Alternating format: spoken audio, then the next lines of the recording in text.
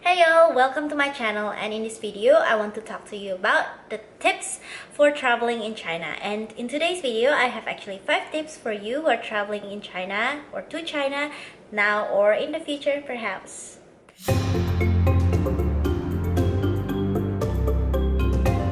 So my first tip is about phone apps.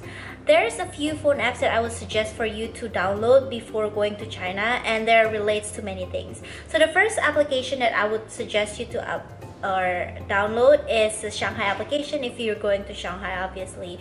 So the Shanghai application really helped me just pick out the top or best places to go to Shanghai, or like what are the landmarks.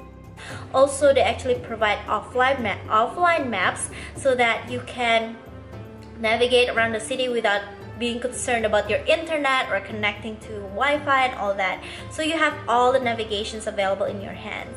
To accompany that, actually when I went to Guangzhou also, I kind of opened a lot more Apple Maps. As you know, probably Google and all those stuff are not really available in China, so that was a challenge for me. And I was really worried the day before I departed to China whether I would be able to navigate around China or not. My friend suggested me to download Baidu, but unfortunately I just found out that Baidu is only using the Chinese characters. So for you who don't really read Chinese or Mandarin character, you really have no idea where you should be going. There's not really any setting for you to do that. So fortunately though, I found out in China that Apple Maps turned out to work. So I use Apple Maps for most of the time when I was traveling in China, whether it be like going to restaurants or places and stuff like that. So it's really convenient. I would suggest you to use Apple Maps. But for you who don't really have Apple or those fancy gadgets provided by the Apple company, then you can obviously use Shanghai application if you're going to Shanghai, or maybe look for other application available for Android if you're going to other places. Next application I would suggest is Metroman. When I was in China, I used Subway pretty much every time. So what I used this Metroman for is to help me determine or show me the map of the subway system, also determine what is the best way or cheapest way to go from one place or one subway station to another subway station. It's really convenient, it's all in your hand, it's also offline, so you don't really need to be connected to the internet in order to do this. The application that I would suggest to download is Waygo. So if you go to a Chinese restaurant, as me and my dad often go to small shops, they don't really provide any pictures sometimes or English description of the menu. So really their menu just consists of Mandarin characters. The solution for us is to just download Waygo when I was in America, and we basically just scan the Chinese character and it returns us with the Hanyu pinyin and also the meaning of that menu.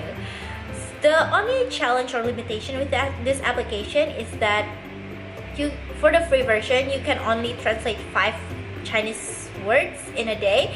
So the workaround this is for me and my dad to download an application each, so we have 10 words that we can translate every day. But if you pay for the premium version, perhaps it can be useful for you to translate everything in the road or menus and stuff like that. The next application that I would suggest downloading is WeChat. I use WeChat to communicate with my family in America, my boyfriend in America. As you know, Google, Line, WhatsApp, they don't really work in China. So really we just use WeChat as our primary main of communication. Also, WeChat is pretty much the life of people in China, because not only can they chat or text each other, but they can also pay to a business. So pretty much if you go buy Pow in a small stall, if you buy water, if you want to rent a bike, you can just scan the QR code through WeChat and just pay using this application. The only drawback is that you need to have a Chinese credit card in order to pay using WeChat, and since me and my dad don't have a Chinese credit card, we pretty much cannot really use. The next application that I would suggest downloading, and I use pretty much all the time, is Panda Pow. Panda Pow is a VPN application, and that allows me to just get access to Google or Instagram or Facebook or YouTube really when I need it. Sometimes when I look for, travel suggestions in YouTube or restaurant vlog, then I would open up YouTube. But before that, I just enable Panda Pow, which cost me $7 for 30 days, and that allows me to connect to Tokyo and just open up all the possibilities and just access to all this. Or the last application that I would suggest downloading is Tianping. I actually just found this application when I went to Guangzhou, and pretty much when I was using Apple Map, it told me to open these pictures in Tianping. So I was like, dang, this is actually the Yelp version of China. So in Tianping, you can actually find the restaurant that the locals, rate really well. Also, in each of the restaurant page, you can find what are their top menus and menu items, also the price of those menu items. So it really helped me really when I go to those small stores, or Pop and Mom store, and just pop the picture to the server, and I was like, I'm gonna order this one, and it makes us just communicate much easier than actually me trying to speak Mandarin. So yeah, that's all the application that I would suggest looking. Obviously, outside of all the stuff I've talked to you, I'm sure there's a bunch of application that can help you navigate around China, but I'm probably not communicating it here. So make sure that you download those applications really before you go to China, because I realized that when I go to China, it's just a lot more difficult to download this application. So it would be really helpful for you to prepare beforehand. It's transportation. When you're in China, subway system is really convenient, whether it be in Shanghai or Guangzhou. Really, subway system is everywhere. Subway system is actually pretty cheap. When I was in Shanghai, I paid about 45 yuan, and when I was in Guangzhou, I paid 50 yuan for 3 days. So that's $15 for 3 days, and you can reach subway station everywhere. It's pretty convenient. The only suggestion that I have is make sure that you're used to the culture of subway in China. It's always crowded all the time, for I think especially Guangzhou. So make sure you don't get mad when people push you, or when you're with your friend and taking the subway train. Make sure you kind of check with each other if someone is like stealing or pickpocketing you, because basically everyone's like body to body. It's really crowded. Shanghai, I think if you go non-rush hour, like in the middle of the day or at night, then the subway system is not as congested. But what I found is that in Guangzhou, whether you come on morning, afternoon, evening, it's always crowded all the time. So yeah, just a note. Another tip is for eating. For me and my dad, we believe that when we travel somewhere, it's best if we can just eat the food that the local eat. Whether I go to Paris, I eat Parisian food. If I go to Hungary, I'll eat Hungarian food. And if I go to China, then I'll eat Chinese food. Especially if I go to Shanghai, I'll eat Chinese food. If I go to Guangzhou, I'll eat Cantonese food. And for us, we find that small stalls or like local food is better than eating at a fancier Western food, and it's much cheaper. So for me and my dad, occasionally or most of the time, we spend less than $5 for all our meals. Sometimes we pay $1 for breakfast for both of us, or dinner $1.50. So it's really cheap. But for us, we don't really get any stomachache, but it really depends. So my suggestion for you is that if you go to street food or street vendor, you better check like how clean is their location and how clean you think their ingredients and all the process look like. So just be aware, but for the most part, me and my dad are pretty safe.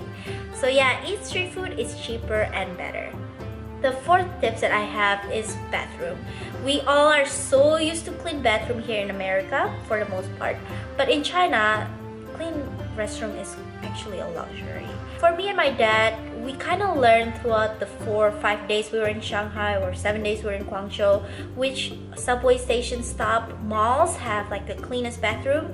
So even if we're not really in the urge of using bathroom, try to learn to like let it out when it's clean, because most of the places don't really have clean bathroom, and we just need to struggle most of the time. So yeah, don't be shocked with how weird and dirty the bathroom looks like in China, but be smart and just learn which malls have a clean bathroom and you'd be good. Next tip is tipping on bargaining.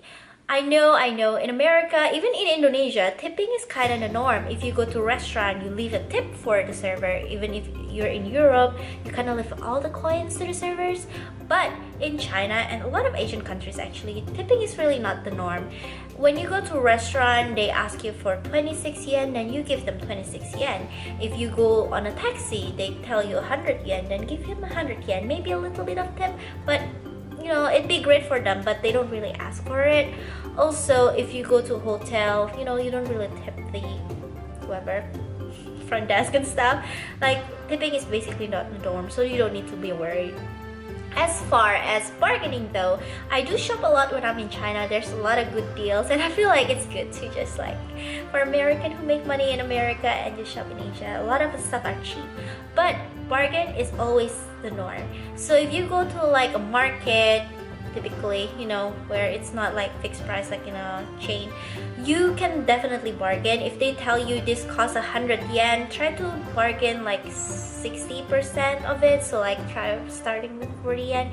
And if they don't get you any bargain or good deals, then try to walk a couple steps away, and they might give you the price that you want, or even cheaper than, or just cheaper than what they offer you. So the way I bargain, obviously a lot of Chinese people apparently don't really speak good English or any English at all. So what I normally do is I just open Baidu Translate in my phone, and I just type on all the English word and translate it in Chinese and just show them that. Or you can just pop up a calculator and just show like the price that you want and deal through the calculator. Really, bargaining is the norm. Tipping is not quite the norm, but yeah, that is China. So those are the 5 tips that I have for you, from apps, food, transportation, bargaining, tipping, bathroom. So I think those are really the important ones that you have to keep in mind when you travel in China. Survive China, and I'm sure most of you are better than me in traveling, so I'm sure you can survive China as well. So that is my tips, and I hope these are really useful for you. If not, please let me know if you have any questions about China. But other than that, if you like this kind of video, please give it a like. Also, don't forget to subscribe to Catherine Aojang's channel. It would be greatly appreciated that a lot of people actually enjoy watching my video. So, happy Merry Christmas, guys! If you're traveling, please be safe, and see you next video!